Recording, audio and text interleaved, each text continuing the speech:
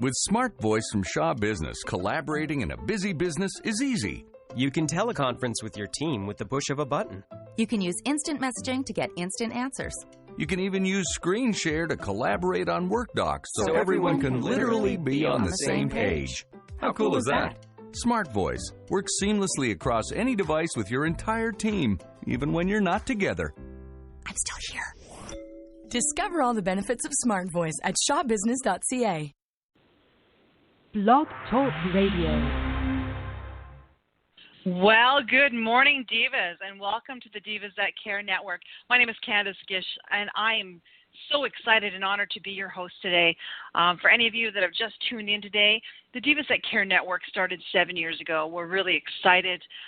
We've had the opportunity to interview amazing women around the globe, and just this year in 2018, we've expanded, and now we have 8 amazing women that are now hosting their own shows. So we're so excited to be able to host amazing shows so that you can listen to them. Today I have an amazing new woman, and I would like to welcome her to our family. She's going to be our newest diva. Her name is Jacqueline Bialo. Jacqueline just came onto the show, so I'm going to welcome her onto the show, and let's learn all about you. So welcome to the show, Jacqueline. I'm so excited. Great. Well, thank you, and hello to all your listeners. Thank you for having me. Well, we're very excited and honored to have you on our show today, Jacqueline. You are from Edmonton, Alberta, and I just want you to spend a little bit of time telling us a little bit about yourself so that we can get to know you better. Sure. Well, you're correct. So I live just outside of Edmonton in a smaller community. So even learning to understand and appreciate, I guess, the dynamics of a smaller community and how you can foster not only your personal self-growth, but that of entrepreneurialism as well. But a little bit about myself. So I'm very passionate about life and entrepreneurialism, giving back to the community, which are some of the things that you and I will discuss, obviously, as we go forward in this show. Well, that's exciting. Well, Jacqueline, as I said, we were so excited. Usually I have a couple moments to chat with our amazing divas. So this is brand new. I haven't had the opportunity to really chat with you, so this is going to be exciting for both of us. So, Jacqueline, I know a little bit about your story. I've read a little bit about you, and I'm excited because you have an amazing background on the things that you are doing. You are an entrepreneur, but I want to kind of dive a little bit more. You are also a model. You're a business consultant. So let's talk a little bit about that. Let's talk about how you got into becoming a model. How did you become the entrepreneur that you are today? Sure. Well, I've been in the arts and culture industry for about 35 years, which ages me, but tomorrow I will celebrate my 47th birthday, and I'm really happy about that because not only health and wellness plays into life as we age, but being, I guess, aware of the body that we've presented and how you go about loving yourself. So, if we build on how I became a model, it was really from the awareness out in the community of body positivity. So I am a full-figured model, mature, and definitely not something that you would see in the typical genre of runway models. But it is about sort of being able to articulate that not only do we need to love ourselves, but, fashion forward, there are clothes that not only can fit every body, shape, type, but that you should feel and love yourself in whatever you're wearing. So a lot of sort of who I am stems from confidence, self-confidence, relationship building, and just being innovative in kind of what life presents for yourself. Well, I just want to wish you a happy early birthday. I think that's absolutely beautiful. And you know what? What an inspiration that is.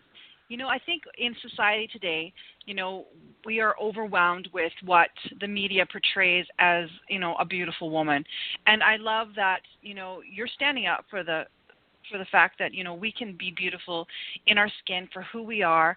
And you're portraying that in a very positive light. And I love that because, it's amazing that you are on our show. One of our newest hosts, Lavesha, she is also an amazing, beautiful model, a plus-size model, and she does very similar things to you. And I just love that we're able to do that, and that society is now becoming more welcoming and more loving in that aspect.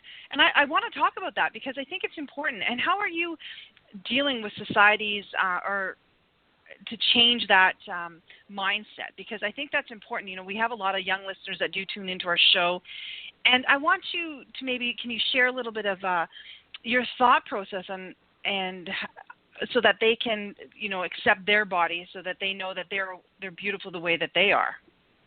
Yeah, absolutely. Well, I mean, I will start by saying that I am a mother of 2 teenage children, and, you know, we certainly have tried to embrace wellness or fitness, but also acceptability. So, you know, whether it's just people that you would assume look different, have different goals and aspirations than you. So it starts with a foundation of not only your home unit and being open to other opportunities. But then the second is having that foundation of support, because let me tell you, as a public figure, you're always scrutinized. Being a woman, you know, my background has been very public. I was a politician previously. I'm a community leader, social advocate, and I'm always sort of pushing the envelope.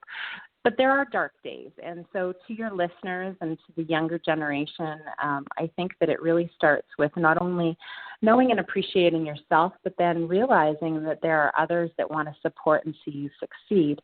And then finally, I guess that old adage of, you know, putting yourself in other people's shoes. So if you don't like how it feels, then certainly lifting people up, which I know that your women sort of focused environment is really about that, looking at the unique tools and techniques that we each have and building them up so that we can all be successful.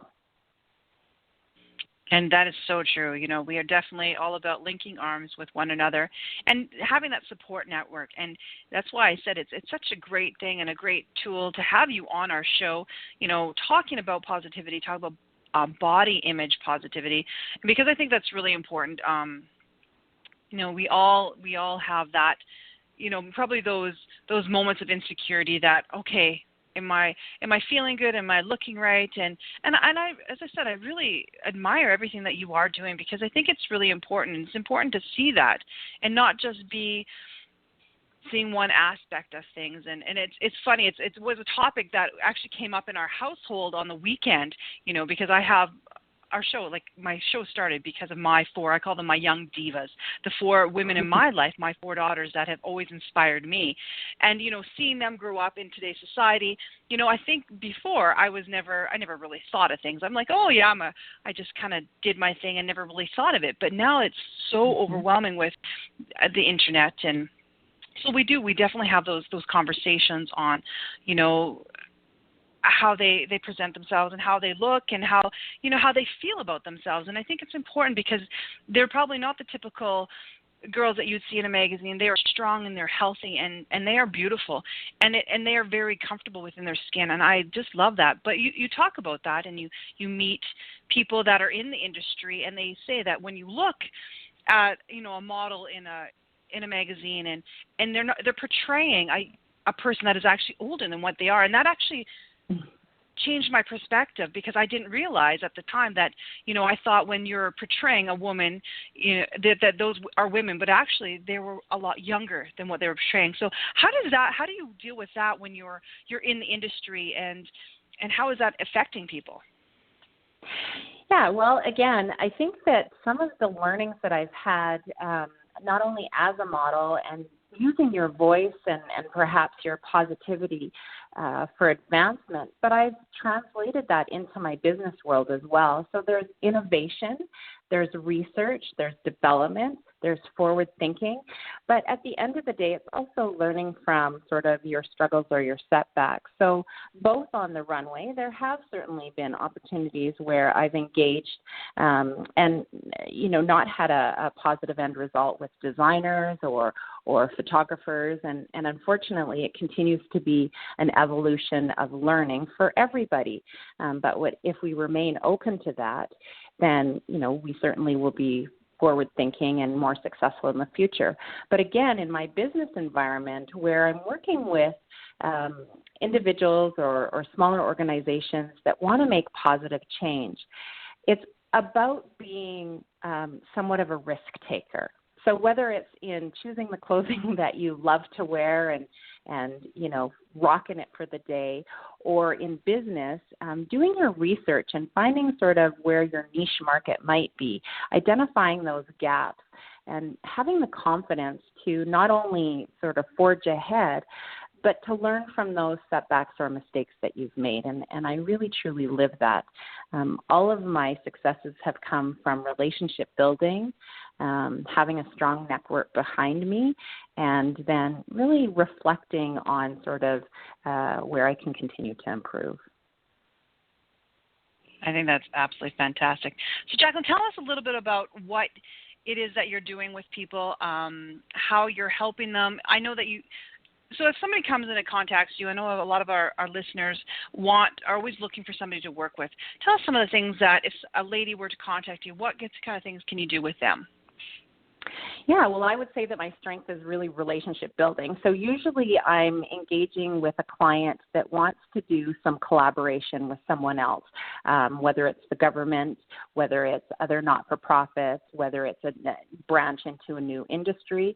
And so for me, it's starting the conversation. You're doing some research, obviously, about either who your competition is or what else is out there, where the gaps might exist, and then really honing in on the passion of my clients. And I'm sort of that positive motivator. So just being there to help them walk that path of taking a little bit of a risk and feeling comfortable and confident about being innovative. Clients were to contact me, it's really because maybe they are an equine center and they love being hands-on with the horses. But all of a sudden they want to grow and they're becoming more successful, but they don't know how to either, set up sort of their marketing communications plan, or they don't know how to seek out grants that could help them expand, or maybe they now need to look at hiring people. So what policies and procedures do you have to put in place? So again, it is really a one-on-one conversation with clients and, just helping them to identify a strategic plan to move them forward. I think that is fantastic. So you can work a lot with a group. I know a lot of our divas that have come onto our show, that's something that they talk about, is how they like to work with others in like a group setting, So if the client is requiring this part and then they need this part, and I think working together with a whole bunch of different people based on what that individual need is, I think that's fantastic because you're working on strategy. Some people might need other things. And do you work a lot? Do you link arms with a lot of other professionals out there? Yes, and I think that that's where my strength lies is, identifying certainly what your main passion or drive and determination is, and then, introducing you through relationship building or opening those doors to possibilities to be collaborative with others. And that certainly has been the success for, whether it's smaller organizations that are looking to grow and or larger, more established organizations that seem sort of stuck in their thinking. So it's myself coming in and saying, well, gee, have you thought of, and just opening up their possibilities and potentials. Well, and that's something that a lot of people probably don't think about, do they? It's not something that it's an automatic, okay, what's the plan? A lot of people might start their business and kind of let's go for it. You know, they do have a small plan, but they don't realize the impact that they could do with their business as it grows. How is that conversation started? How did a person that's listening today know that it's time to reach out to somebody like yourself to start doing this? Yeah, that's a great question because it is very personal and unique. As you can imagine with smaller entrepreneurs, the concern that they have is, I don't have the time, I don't have the money, I don't have the resources. And although they're excited about exploring expansion, oftentimes entrepreneurs are either doing this at the side of their desk of many other initiatives, or simply there's that fear of failure. So many of my opportunities are simply through referral. You know, again, it's networking, it's building those relationships, that trajectory of success. And I would just say that, you know, if individuals are sort of thinking about the what ifs. What if I was more successful? What if I was to explore, you know, expanding my market? Then that's an opportunity at least for them to approach me and have a conversation. That's perfect. So I'm going to kind of dive off a little bit here. I want to talk a little bit more about the things that you've done in the past, or actually, no, I want to dive into philanthropy. I know that you were a politician, you said in your past, and community is really important to you. What kind of things do you do with philanthropy? Is there something out there that is so passionate to you that you are really involved in that we can learn more about? Well, thank you. I am the founder of a not-for-profit called Art Start, and it really was the vision of bringing inner-city children and exposing them to all aspects of the art, whether it's dance, visual art, painting, drawing, speaking, music lessons. So that continues, and it's run out of E4C in Edmonton. But from a, philanthropy perspective, I really embrace that it's not always money. Money helps to move initiatives forward, but it's your time, energy, and resources. So I'm passionate about many things, whether it's just simply being a participant at community-driven events, so either before or after. Can you help plan? Can you be sort of the champion of advertising that initiative, or are you some boots on the ground that are helping to, make sure that it's executed correctly? But right now, believe it or not, with arts and culture, I spend a lot of time behind the scenes on set, helping individual directors or producers get their productions up and into sort of mainstream media for those to be seen. So, what fun! That sounds absolutely amazing. I just love it because we have all different amazing women on the show, and it's just beautiful to hear the things that they do and the things that are passionate, and you can really hear that in your voice.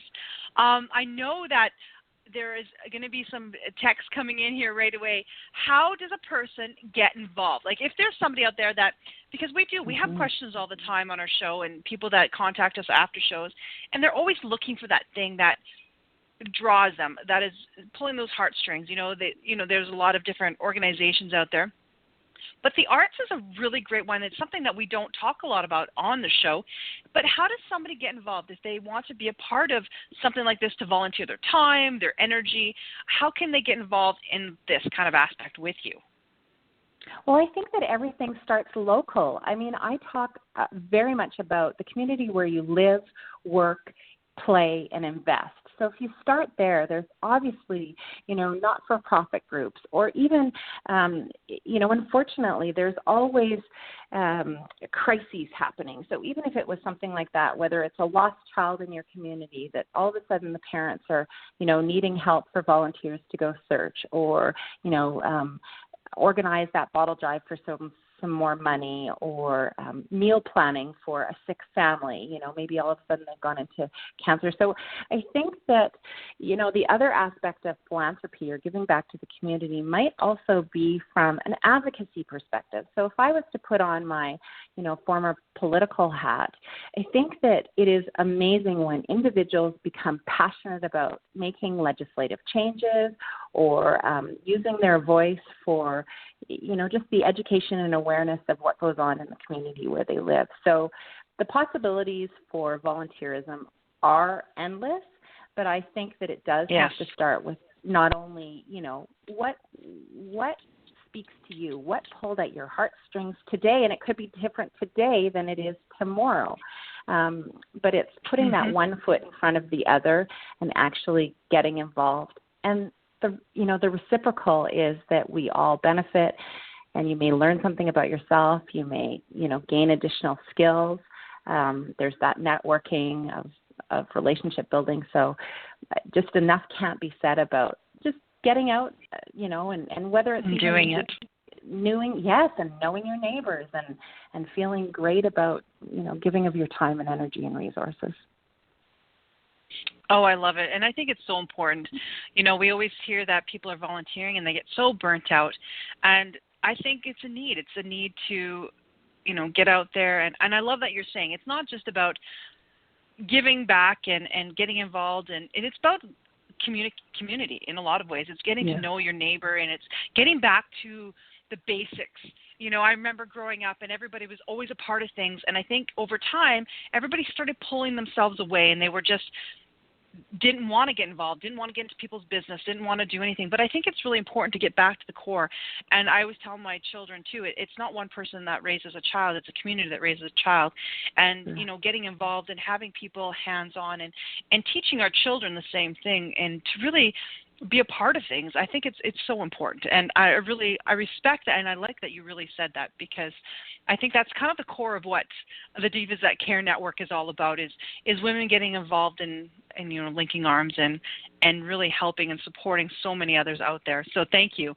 Jacqueline, I have one other question for you before we're done today. Is there a way, because we do have global listeners, and I know that you are in Alberta, Canada, do you work with people outside of the area? Do you work with people in other parts of Canada or the United States? Do you work with people over in Europe? Like, is there a way that you can connect and work with others there? Yeah, absolutely. So, even from following me on Facebook, Jacqueline Bialo, I put out tidbits very often that might help just trick people's thought process.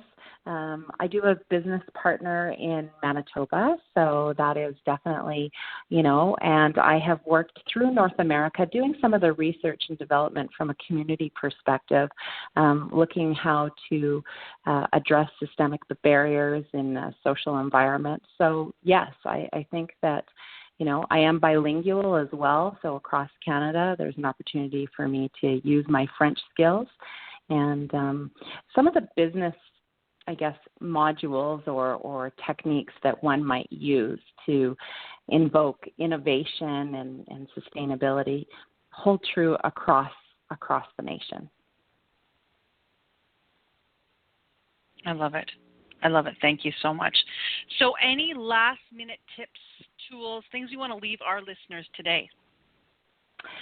Well, everybody has a tagline, and mine really is people, possibility, and potential. So, in my business or in my life, I really think about the people that I embrace or I'm working with and working for, the possibilities that are endless, really, and then the potential that each of us have for success now and in the future. Thank you so much, Jacqueline. It was such a pleasure to have you on today's show. You are definitely a diva, and we want to welcome you to our family. So thank you again. Absolutely. Well, best of luck, and I look forward to following up with everybody. That is excellent. And, ladies, any of you that are listening today, thank you so much. All of our shows are recorded, and we will be posting Jacqueline's show right away here on the Divas That Care Network. But you can reach that at divasthatcare.com. We'll also be posting all of this show on our social media. So I want you to make sure that you check it out and that you pass it on to your friends and family. Jacqueline, again, thank you so much. It was such a pleasure, and I hope you have a wonderful day. And all of our listeners, I hope that you do something and you pay it forward, okay? So take care until next time. Bye-bye, everybody. Thank you. Bye.